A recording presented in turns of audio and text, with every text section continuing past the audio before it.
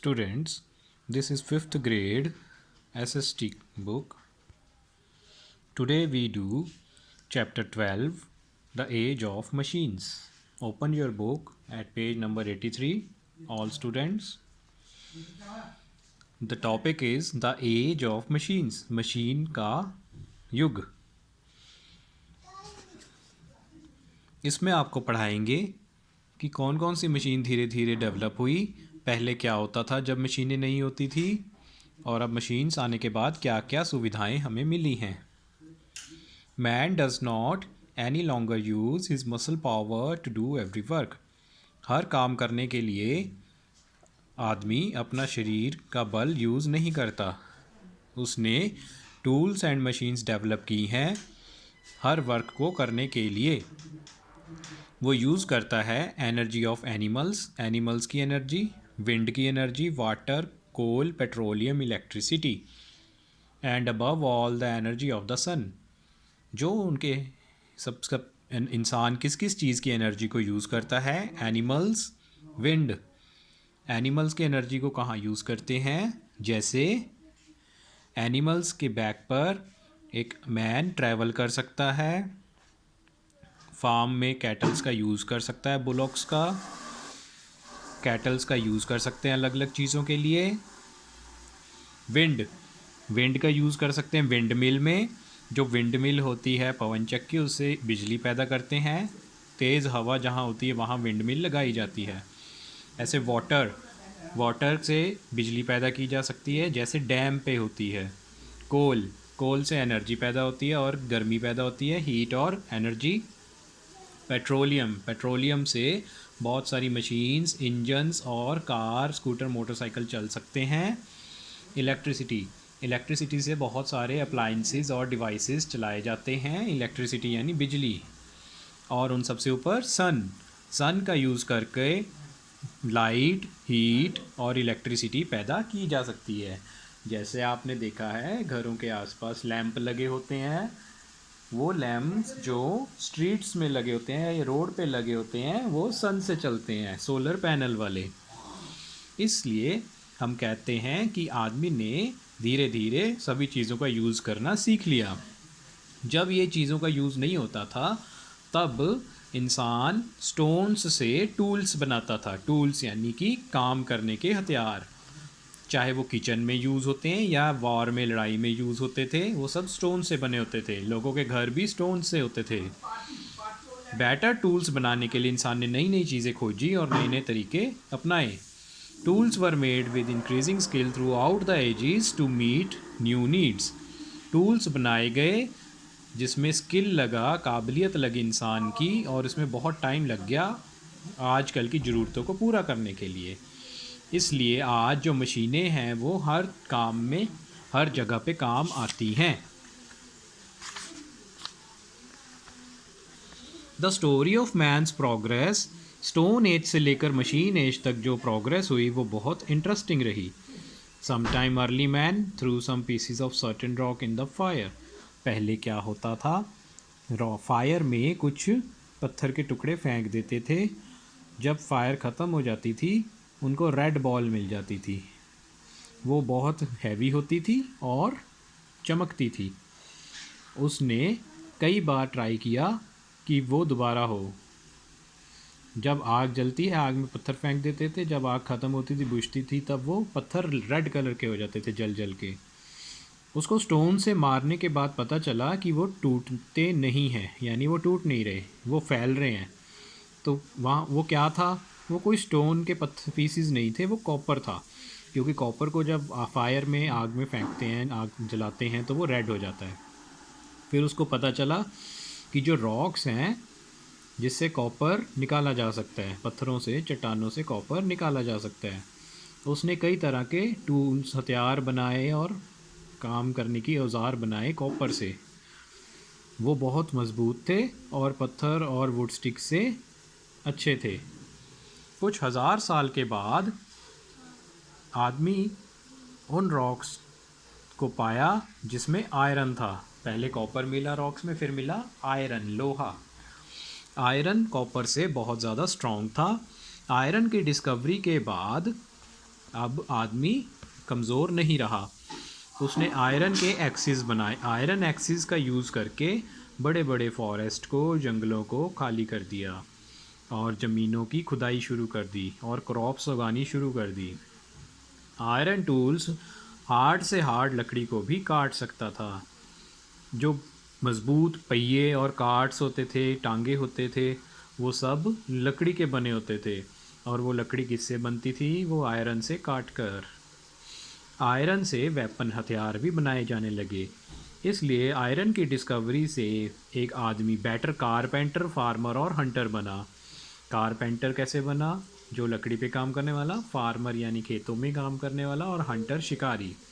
Iron का use in तीनों कामों में होने लगा। फिर आया steam engine. Steam engine 18th century में आया, जो कोयले से चलता था। कोल माइंस जो इंग्लैंड में थी, उसमें पानी भर गया।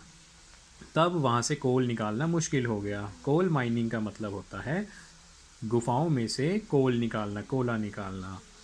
पानी जो था उसको फटाफट बाहर निकालना था ताकि कोल को निकाला जा सके।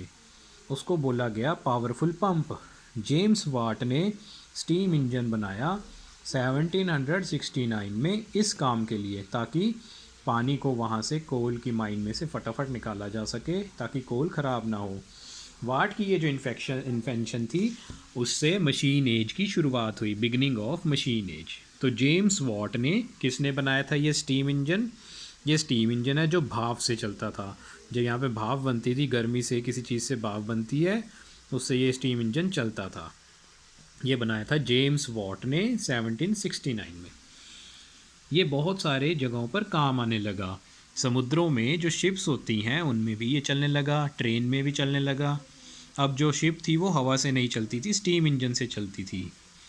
स्टीम इंजन के बाद 50 साल के बाद जॉर्ज स्टेफनसन ने रेलवे इंजन बनाया।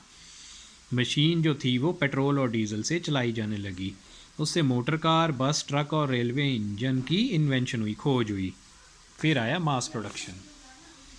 मास प्रोडक्शन का मतलब बहुत ज़्यादा अमाउंट में किसी चीज़ को बनाना। पहले जो चीज़ें बनाई जाती थी वो हाथों से होती थी। एक चीज़ बनाने के लिए भी बहुत टाइम लगता था, क्योंकि हाथों से रगड़ रगड़ कर बनानी पड़ती थी। धीरे धीरे मशीन्स ने काम ले लिया। अब मशीन्स तैयार करने लग गई। अलग अलग मशीन्स अलग अलग चीज़ें बनाती हैं। जब उन सभी पार्ट्स को जोड़ देते हैं तो फाइनल प्रोडक्ट बन जाता है। जैसे एक कार है, एक कार का विंडो, एक कार का बम्पर, एक कार का इंजन, इन सब को अलग अलग बनाया जाता है और फिर उनको जोड़ दिया जाता है। और फिर वो बहुत सारी कार्स ऐसी बनाई जाती हैं फैक्ट्री में, उसको बोलते हैं मास प्रोडक्शन। मास प्रोडक्शन से चीज़ें बहुत अच्छी बनने लगी और ख़र्चा कम होने लगा। अब ज़्यादा से ज़्यादा लोग ख़रीद सकते थे जल्दी। जैसे जैसे उसकी सेल बढ़ी, वो बहुत ज़्यादा प्रॉफिटेबल होता गया। प्रॉफिटेबल मतलब फ़ायदेमंद। अब कई बड़ी बड़ी फैक्ट्रीज़ जो थी वो खुल गई। लोगों ने अपने घर छोड़ दिए और छोटी वर्कशॉप्स छोड़ दी बड़ी बड़ी फैक्ट्रीज़ में काम करने के लिए। वर्कर्स ने चुना फैक्ट्रीज़ के पास रहने के लिए, जो धीरे धीरे बिग सिटीज़ में कन्वर्ट हो गया। ऐसा बड़ा चेंज इस तरीके में आया कि क्वालिटी और क्वांटिटी प्रोडक्शन की, उसको बिगिनिंग ऑफ इंडस्ट्रियल रेवोल्यूशन कहा जाने लगा। कि इंडस्ट्रियल रेवोल्यूशन का मतलब फैक्ट्रियाँ ही फैक्ट्रियाँ हर तरफ लगने लगी। आज बड़ी बड़ी मशीन्स, जाइंट मशीन्स जो होती हैं, बड़ी बड़ी मशीन्स, उनको कंप्यूटर से चलाया जाता है और वो ऑटोमेटिक भी हैं। अब भी नई नई मशीन्स की खोज चल रही है। Food for giant machine. Giant machine क्या खाती हैं? मशीन्स जो हैं वो जाइंट होती हैं, बहुत बड़ी होती हैं, लेकिन ये तभी काम करती हैं अगर इनको फ्यूल मिले। फ्यूल यानी कि इनका खाना। इनका खाना क्या है? तेल, डीजल।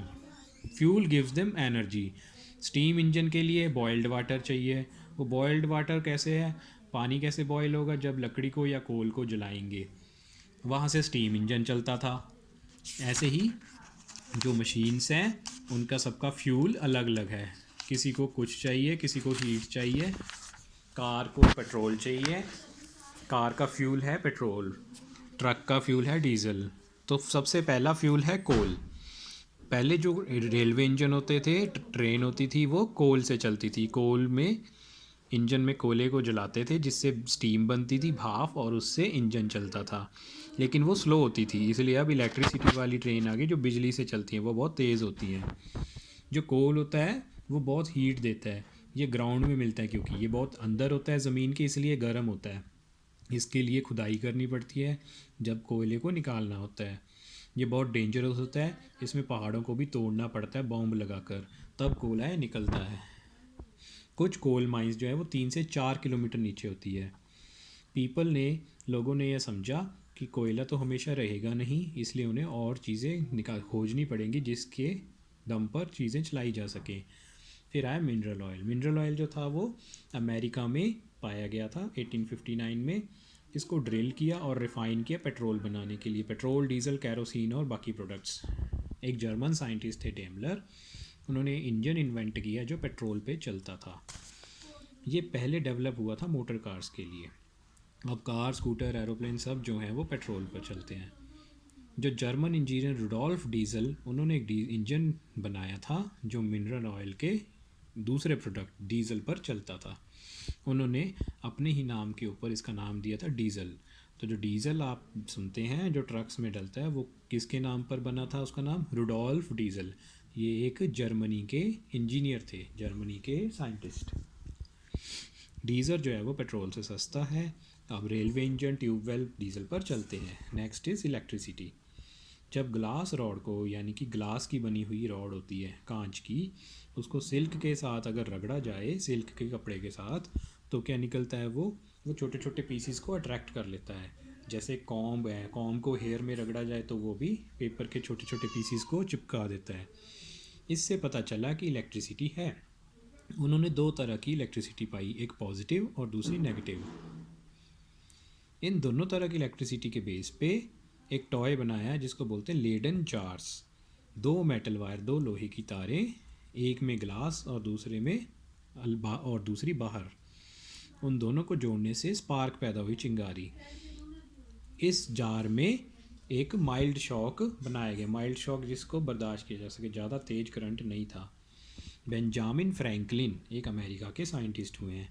इन्होंने लाइटनिंग स्पार्क को कंपेयर किया स्काई में, कि जो आसमान में बिजली चमकती है क्या वो वही है जो हम यहाँ पे बिजली बना रहे हैं? उन्होंने सोचा दोनों एक ही हैं, एक छोटी है और एक बड़ी। उन्होंने एक पेपर की काइट बनाई और उसको एक मजबूत धागे से बांध दिया। उन्होंने पतंग के साथ एक मेटल का पीस बांध दिया और वो जो मेटल की था वो दूसरे एंड पर बांध दिया, यानी कि उन्होंने पतंग को मेटल के साथ जोड़ दिया। ये मेटल है, जैसे ये मेटल है, यहाँ पे चाबी के साथ बांध दिया। तो उन्होंने काइट बहुत ऊंची उड़ाई आसमान में जबकि बिजली चमक रही थी। जैसे ही उन्होंने काइट को टच किया, ये मेटल से क्या हुआ? करंट आ गया ऊपर से। उन्होंने मेटल की को, चाबी को टच किया और उन्हें बहुत तेज झटका लगा, शॉक लगा। तब उनको पता चला ये जो ऊपर बिजली होती है आसमान में, करंट, ये वही है जो नीचे करंट होता है, और ये भी काम, इसका भी काम लिया जा सकता है। जो इलेक्ट्रिसिटी है लेडन जार्स में वो स्टैटिक थी। सारी कलेक्ट की हुई इलेक्ट्रिसिटी जो थी वायर्स में, वो सेकंड्स में बह जाती थी स्पार्क्स में। तो साइंटिस्ट बिजी हो गए ये पता करने के लिए कि फ़्लो कैसे होता है, करंट कैसे बहता है, किस तरफ जाता है। 1800 में वोल्टा एक इटली के साइंटिस्ट थे, इटालियन साइंटिस्ट। उन्होंने सेल बनाया जिससे थोड़ा करंट पैदा किया जा सके। उसको उन्होंने नाम दिया इलेक्ट्रिक करंट। उससे इलेक्ट्रिसिटी की नई नई डेवलपमेंट हुई। तो इलेक्ट्रिक करंट किसने नाम दिया? वोल्टा ने। किसको करंट बोला? इलेक्ट्रिक करंट होता है जो। बाद में इंजीनियर्स ने मशीन और जनरेटर बना दिए जो बिजली पैदा करने लगे, इलेक्ट्रिसिटी पैदा करने लगे। जनरेटर, इंजन काम करने के लिए कोल, डीजल, गैस चाहिए होती है। तो जो फोर्स है रनिंग की या फॉलिंग वाटर की, उसको यूज़ किया जाने लगा। जैसे पानी बहुत तेज़ आया, जनरेटर पे लगा, तो वहाँ से बिजली पैदा की जाने लगी। इसको बोलते हैं हाइडल पावर या हाइड्रो इलेक्ट्रिसिटी। बड़े बड़े डैम्स बनाए गए रिवर्स पे ताकि बिजली पैदा की जा सके जब वो फॉलिंग वाटर टरबाइन पे टकराएगा। Lights, fans, radios, TV, refrigerator, AC सभी इलेक्ट्रिसिटी पे काम करते हैं। जितने भी चीज़ें आपके घर में हैं जो आप यूज़ करते हैं वो सब बिजली पे काम करते हैं। वाटर पंप और ट्यूबवेल भी बिजली पे काम करते हैं। रेलवे इंजन भी जो हैं वो इलेक्ट्रिसिटी से चलते हैं। तो अब आजकल सभी चीज़ें किस पे चल रही है? इलेक्ट्रिसिटी पे। Inexhaustible sources.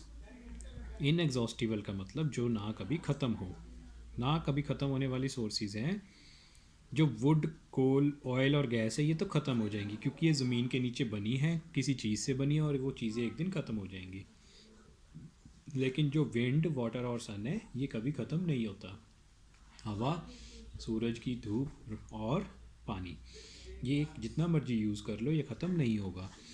इनको बोलते हैं इनएग्जॉस्टिबल सोर्सेज, जो ना कभी ख़त्म होते हैं।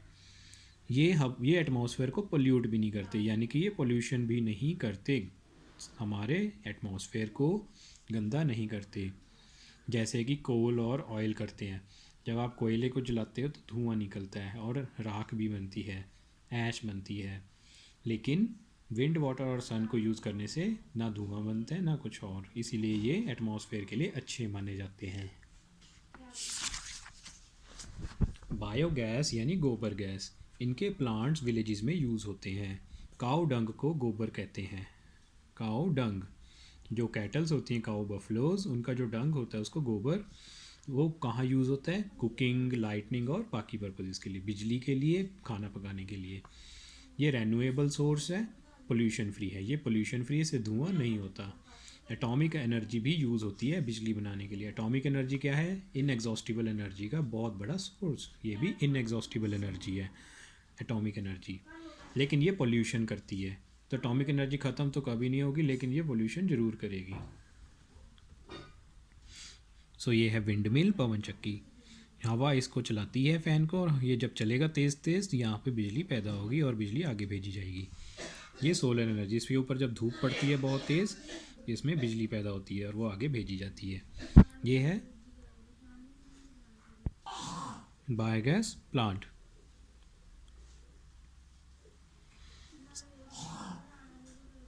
Slurry of cattle Dang and water, यहाँ पे जो डंग होता है काऊ का और पानी, ये डाला जाता है, मिक्स किया जाता है और यहाँ से भेजा जाता है टैंक में।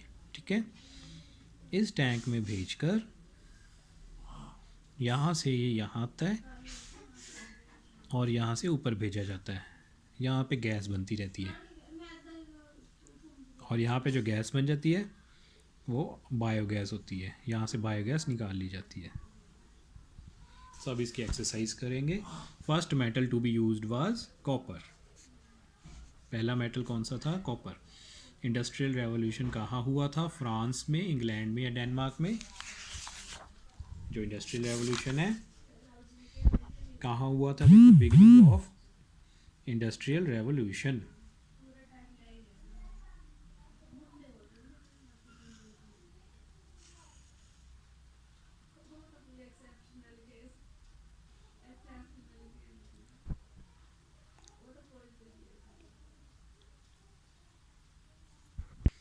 सो जो इंडस्ट्रियल रेवोल्यूशन है वो हुआ इंग्लैंड में, ऑप्शन बी।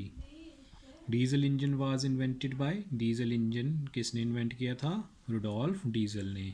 इन्हीं के नाम पे डीजल का इंजन का नाम रखा। Energy we get from water, पानी से जो एनर्जी पाते हैं उसको क्या बोलते हैं? Hydro energy. True false? Man first used iron to make tool, क्या सबसे पहले आयरन यूज़ किया था टूल्स बनाने के लिए? No, copper. फॉल्स। कॉपर के बाद iron. James Watt invented the railway engine, क्या जेम्स वॉट ने रेलवे इंजन बनाया था? नो, जेम्स वॉट ने स्टीम इंजन बनाया था।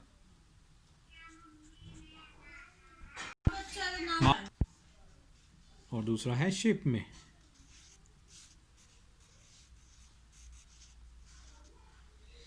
Fuels for joint machine, joint machine में कौन कौन से फ्यूल यूज़ होते हैं? जैसे पेट्रोल और diesel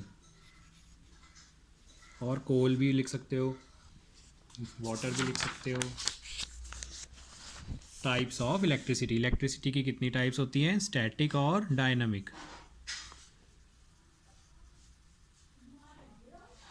uses of electricity, electricity कहाँ पे यूज़ होती है? रेफ्रिजरेटर और और कौन सी जगह पे यूज़ किया आपने इलेक्ट्रिसिटी? टेलीविज़न, कोई भी दो लिख सकते हो। इनएग्जॉस्टिबल सोर्सेज कौन से हैं जो कभी ख़त्म नहीं होंगे? सोलर और विंड। वाटर भी लिख सकते हो। Which metal was discovered first, सबसे पहले कौन सा मेटल पाया गया? Copper. Name electricity hydel, hydro electricity जो पानी से बनती है। Food of steam engine, steam engine का फूड क्या है? कोल या would. Who invented first engine run by petrol? Daimler, DAIMLER। Name the gas popular in villages now days, आजकल के टाइम में विलेजेस में कौन सी गैस यूज़ होती है? विलेजेस में, गाँव में।